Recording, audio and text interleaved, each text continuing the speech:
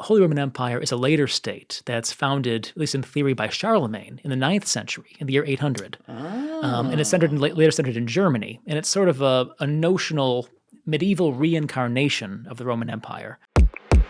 Now, he's still emperor, though. Mm-hmm. He is about power. Yes.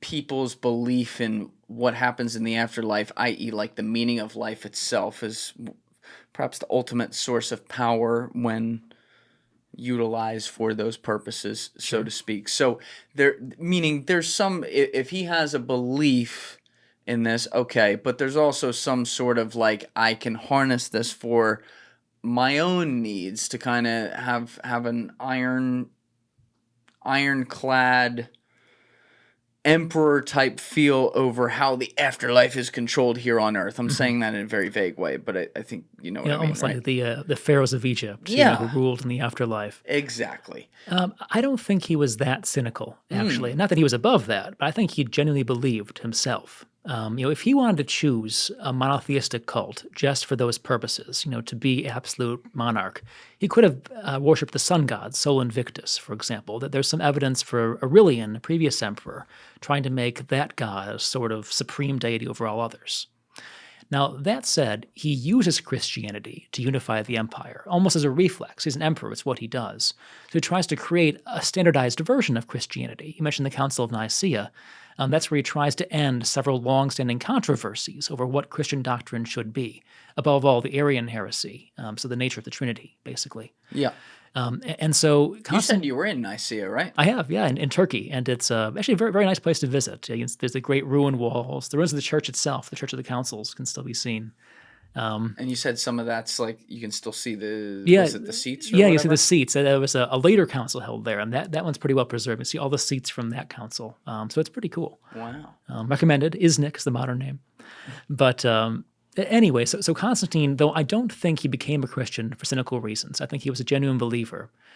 He did use Christianity to try to unify the empire, to rule almost reflexively, where he, as emperor, has a special position in the church by virtue of being emperor. So his mausoleum in Constantinople, the new city he founds, supposedly has his sarcophagus in a chapel ringed by the sarcophagi of the 12 apostles. So he's the 13th apostle.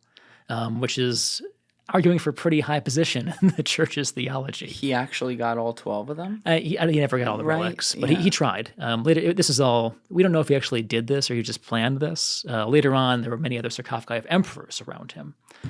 But so he clearly had the idea that he was like the caliph in Islam. He was was God's vicar on earth. Once the Pope is supposed to be later, God's shadow on earth. That's right. And so he didn't quite make that claim, but at Nicaea, he clearly believed that as emperor, he could arbitrate theology, even though he was not himself a bishop or anything. Or at least he could make the bishops, kind of come into line by virtue of his power. So he understood that Christianity could be a force for unity without, I think, setting out to, convert people for that reason. And so how long was his rule? Like, when did he die? So he became emperor in 306. He was at first just emperor in the far northwest over Britain and Gaul. Later on, wait, what? So this is the time of the Tetrarchy, when there are 4 emperors ruling simultaneously. So Diocletian, who's emperor from 284 to 305, tried to end the chaos of the 3rd century by creating a college of emperors. There'd be 2 senior emperors and 2 junior emperors who would rule in concert over all the troubled districts, all the troubled frontiers of the Roman world. This didn't work very well because everyone wants their son to succeed them. Everyone wants more power. It just multiplied civil wars in the end. But Diocletian's father, Constantius, was one of the tetrarchs, one of the 4 emperors. And he was proclaimed emperor by his father's troops when his father died suddenly at York in northern Britain. And so at first he was emperor only over the western quarter, or northwestern quarter of the empire.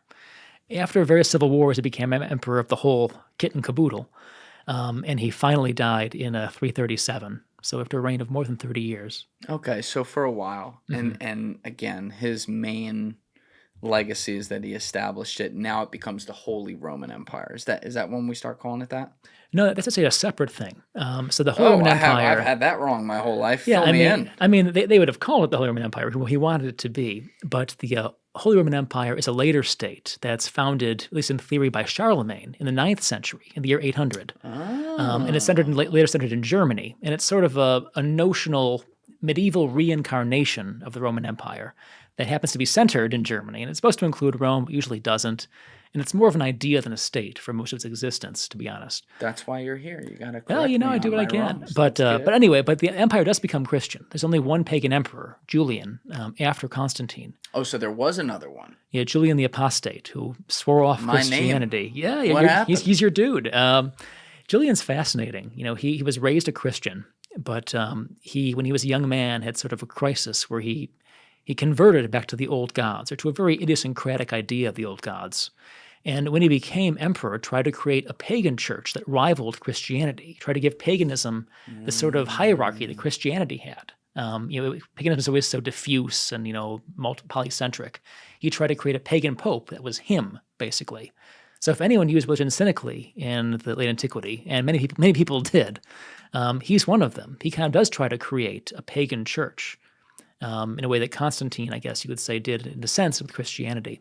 But he was a blip on the radar because the He next only, emperor he lasted went back. only 2 years, and then he died in Persia, and that was the end of Julian. After that, it was all Christians. Now, did he try to persecute Christians again, or did he have that idea? I mean, he died pretty quick, but He, not in the sense the pagan emperors had, but he did exclude Christians from teaching, for example. He said you couldn't teach the pagan texts, it wouldn't be right. And he tried to give all the important jobs in the court to polytheists. So if he had lasted longer, it's hard to say. He had a lot of disputes with people because there were a lot more Christians by now than there had been even 2 generations earlier under Constantine. right. And he fought with the people of Antioch, for example. So it's doubtful he could have turned the clock back, unless he had a very long and very successful reign, I think. What was the? I'm just trying to think here though, because he's the only one. He's the blip on the radar, Right. as you say. But over that 140 years, from 313 to 453, when the Eastern Roman Empire falls, right? 476, the West falls. West falls. Yes. Okay, so 476. So in that 160 years, give or take, Christianity, I assume, grows Dramatically over that 10 to 15 original percent. Is this when did the papacy begin? I'm getting all... Well, supposedly, Peter is the first pope in effect. Right. But the actual government of it, if you will. I mean, it evolves gradually. So the bishops have more. How it tends to work is that every city in the empire has a bishop. And the more important the city is, the more important the bishop is. Rome, of course, is the most important city. So therefore, its bishop, just de facto, is going to be the most important. Got it. And also there's a tradition that Peter, chief of the apostles, came to Rome. Therefore, any church he establishes is going to be the primary church of the whole world. So it dovetailed nicely into the idea that Rome was the capital of the world already. The papacy evolves over the course of the early Christian centuries from what was probably a very low-key affair into a pretty large and well-organized one. Even by the mid-3rd century, the popes are feeding hundreds of orphans and widows. From the 4th century onward, the emperors are in Rome less and less often. And so there's a kind of a void of authority to be filled in Rome. The popes don't fill that right away. It takes them a while to get there. But in the Dark Ages, after the empire collapses, they absolutely do fill that void. So really the papal states, the popes ruling their own little fiefdom, that's an early medieval thing. Really comes out of what we used to call the Dark Ages. But the popes are there the whole time. And from the time of Constantine onward, they have quite a bit of power. Okay. All right. I wanna put a pin in like the two falls, so 476 and then 1453 with the West and then the East, and I want to get to some of the cultural items of the Roman Empire that we know, and one of the things that we did not talk about in the last episode a ton, other than at the very beginning when we were comparing like New York City a little bit to Rome, is the architecture and how Rome built up its city and then the cities around it. So when I see something today like the Pantheon or like the Colosseum. And I think about when those were built.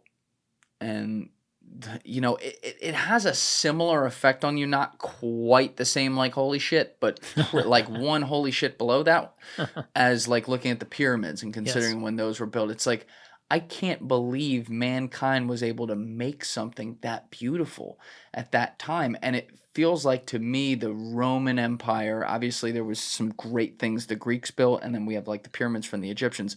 But when it comes to mass architecture and mass ideas, there's really no greater influence than what the Roman Empire left on civilization. Thank you for watching the video, guys. If you haven't already subscribed, please smash that subscribe button and check out this clip's full podcast episode by clicking here